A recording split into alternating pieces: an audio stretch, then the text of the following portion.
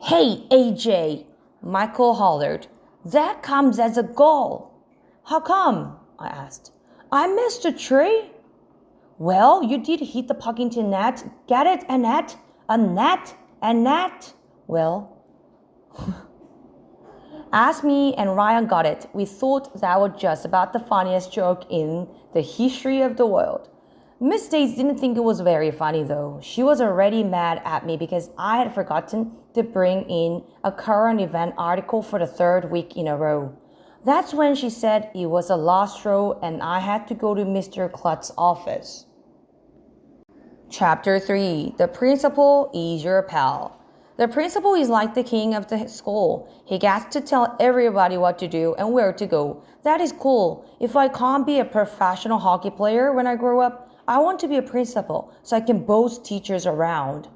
My friend Billy from around the corner, who was in second grade last year, told me that principals have a dungeon down in the basement of the school where they torture kids who misbehave. I don't know if Billy's telling you truth or not, but one time we had gym class and we passed by this open door in the basement and there were all kinds of scary looking things in there. Michael said he saw chains hanging from the ceiling over a chair with straps on the arms and legs. So I guess that's what Mr. Klutz uses to torture bad kids. I was scared. I had never been to the principal office before. On the way there, I stopped into the boys' bathroom. Maybe I could dig a tunnel out of the school and escape, I thought. My friend Billy told me he saw that in a war movie once. These guys dug their way out of the prison camp with a spoon. But I didn't have a spoon, and I didn't want to touch the floor of the bathroom anyway. Yuck. When I got to Mr. Klutz's office, his secretary made me sit in the chair for about 1,000,000 hours. Mr. Klutz's door was closed the whole time. I wondered if he was torturing some other kid. I didn't hear any screams or anything. Finally, the secretary said I could go inside. I opened the door and was surprised to Mr. Klutz hanging upside down from a bar near the ceiling. He had on boots that was attached to the bar. What are you doing up there? I asked. Oh, just hanging around, Mr. Klutz said as he pulled himself out of his boots and jumped down onto the floor. When the blood rushes to my head, it helps me think. Well, I know that blood rushing to your head doesn't help you grow hair because Mr. Klutz had no hair on his head at all. He was bald as a balloon. Mr. Klutz's office looked pretty much like my dad's office, except he had a big snowboarding poster on the wall and a foosball table in the corner. Oh, and he also had a punching bag with a face on it. Come to think of it, it didn't look anything like my dad's office. I kept my head down when he told me to take a sit, so he would feel sorry for me. When you get into trouble, always keep your head down, because if grown-ups feel sorry for you, they won't punish you as badly. Miss Daisy told me why you are here, Mr. Klutz said, but I'd like to hear your side of the story. Miss Daisy thinks I stole some straws, I told him. What makes you think that, AJ? Well, she was all mad at me and she said, that's the last straw.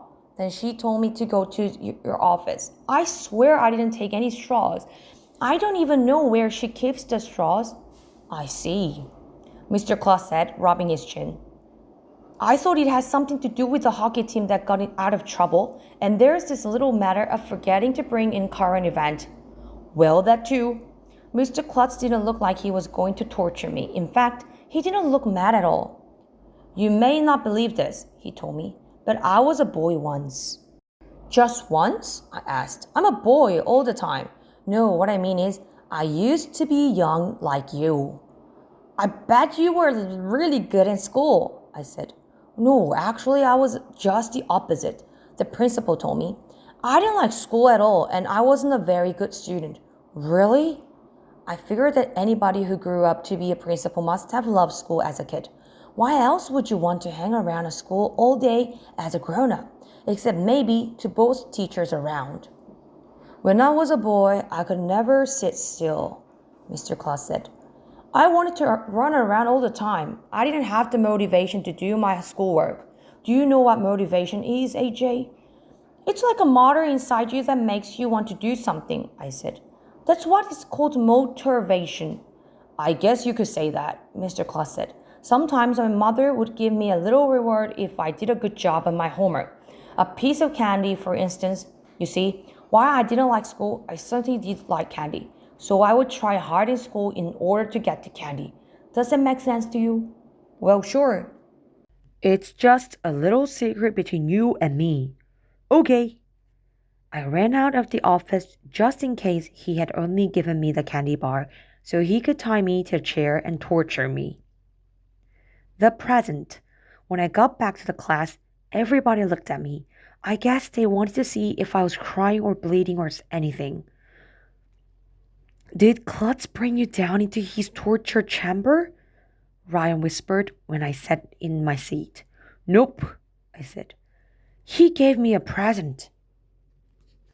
She thinks she knows everything. Whenever we have a homework assignment, she does extra work just to show Miss Daisy how smart she is and to make the rest of us look bad. Mr. Claus told me he's my pal, I said, biting off a big piece of the chocolate bar right in front of the Andrea's face. He said I could come in for a candy bar anytime I want one. That last part wasn't exactly true, but it was fun to say anyway. The principal should give candy to students who complete their assignments, Andrea said. Not to kids who don't. Yeah, Emily sniffed. She looked like she might run out of the room crying like she usually does for no reason. I want to go to the principal's office, my best friend Ryan announced. Me too, Michael agreed. I want a candy bar. They all watched while I finished off the candy. I licked the extra chocolate off my finger and rubbed my tummy just to make sure they would know how good it was.